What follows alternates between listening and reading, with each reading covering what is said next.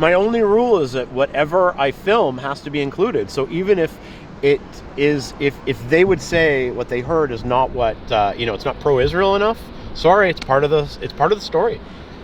Somebody says something racist, part of the story, because there are racists here and in Palestine. So I'd like to know the question that no one knows about you, and I think you deserve to be a little bit more exposed as Gil. What do you do in Israel?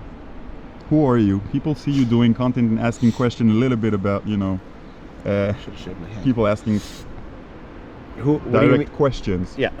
But what do you do in Israel? Besides being a dick with a camera, asking obnoxious questions.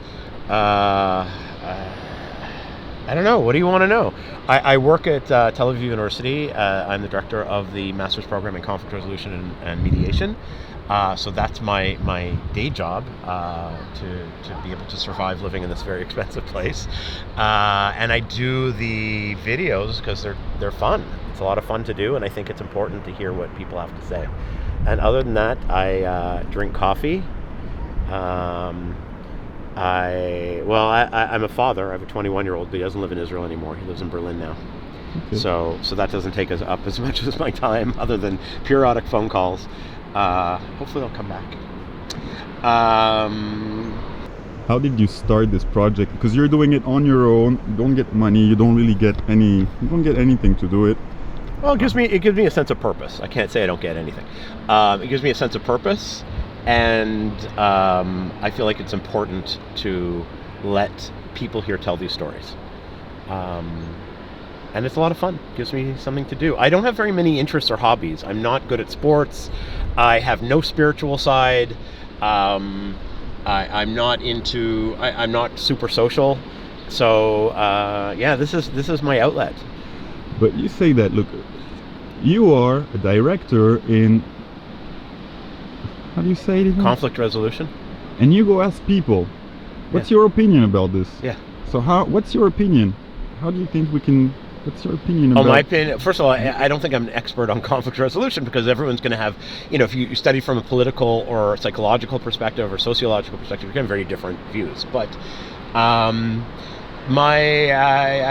voiced my opinions, not in the videos so much. Sometimes, every so often, it'll come up when I can't think of anything else to say. But my opinion is it's kind of tragic, and we're a little bit screwed here, because the two sides are really cut off from each other. They don't have the opportunity to meet.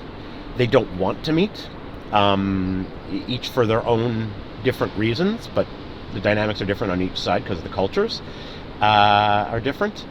And it's very tragic. If you had a situation, we were just now sitting in a cafe, most of the people there were sitting were Jews, Israeli Jews, and then behind us were two Israeli Arabs speaking in Arabic, quite loudly. And we had an opportunity to have a little conversation with them. I offered them the muffin we weren't going to eat, that sort of thing. And, we had a conversation about Arabic. You don't have those Palestinians who live in the West Bank or Gaza have no opportunity to speak to Israelis, Jews, because they don't speak the same languages. They don't have the same culture. They have a lot of preconceptions about each other. So even if they did have the opportunity to meet, they don't really want to meet. They don't trust each other. And even I see every day when I go to work, I pass Palestinian laborers, people who work in construction. So they're obviously from the West Bank. You could see by the way they dress, by their Arabic, you could tell they're from the West Bank. I don't think they have any conversations with Jews other than if they go buy a Coke in the store or something. I see them in the supermarket. I don't think they have any conversations with any, and no substantial conversation. So even just to bring it back to, we're sitting there and we're talking to these Israeli Arabs, we didn't have a very deep conversation with them. But we had a little bit of a conversation on differences between Hebrew and Arabic and how they're related. And so at least you humanize each other. Even if you never get to whose land is this, even if you don't get to that, which you rarely, why would you get to that? You at least humanize each other to a certain extent. So the hate becomes lessened by the impact of having to humanize each other, just by the day-to-day stuff.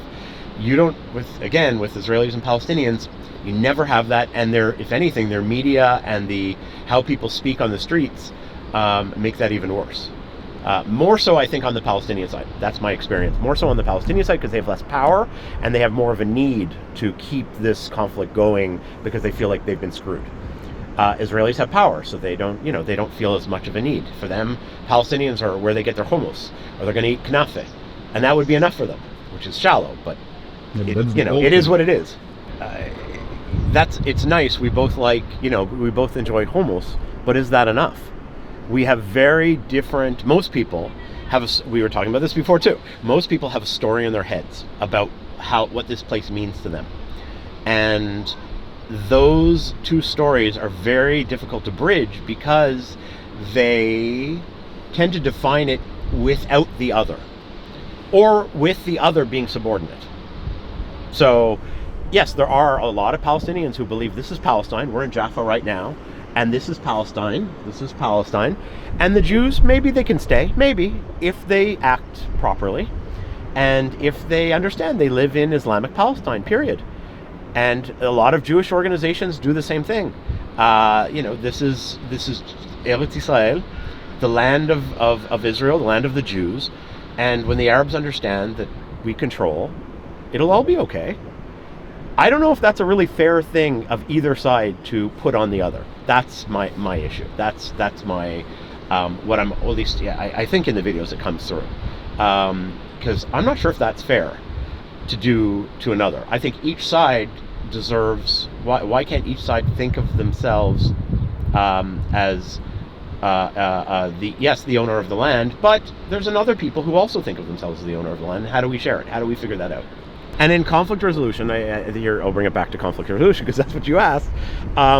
It's really tough to change people. Even because there are a million, for every person that exists, each one of them has within them a million views of what all this means, and they're all contradictory, and it's really hard to change people. It's really hard to change to get people to see the other, because everyone's sure that they're right and everyone else is wrong. I think I'm right. I want to be king, and I want this. If I were king, this place would look very different. But I'm not king, and I'm never going to be king, and so what do we do?